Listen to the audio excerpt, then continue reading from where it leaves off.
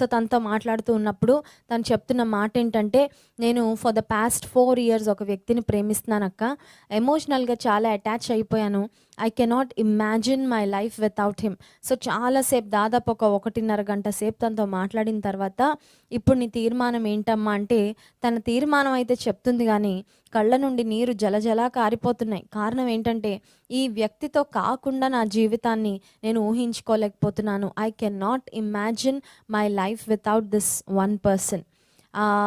So, ఆ అమ్మాయిని చూసినప్పుడు నాకు అర్థమైంది ఏంటంటే, దేవుని కంటే ఎక్కువ ఆ ప్రియుడిని ప్రేమించింది. లేకపోతే దేవుని కంటే ఎక్కువ ఆ పర్టిక్యులర్ పర్సన్‌ని ప్రేమించింది. అందుకే అప్పటినుంచి చదువు సున్నా అయిపోయింది. భక్తి సున్నా అయిపోయింది.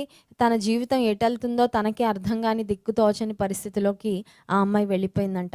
ప్రార్థన చేసుకోలేకపోతుంది. స్టడీస్ మీద కాన్సంట్రేట్ చేయలేకపోతుంది. చదువులో బాగా వెనకబడిపోయింది. ఎటుపోయి ఈ ప్రేమ వ్యవహారం ఈ అమ్మాయిని ఎక్కడికి తీసుకొచ్చిందంటే, ఒక అయోమయంలో తీసుకొచ్చి నిలబెట్టేసింది. కానీ దేవుణ్ణి ప్రేమిస్తే మన జీవితాలను అయోమయమైన స్థితిలోనికి దేవుని ప్రేమ నెట్టదు, కానీ మన జీవితాలను స్థిరపరిచేది దేవుని ప్రేమ. సో లోకమునైనను లోకంలో ఉన్న వాటినైనను ప్రేమింపకుడి.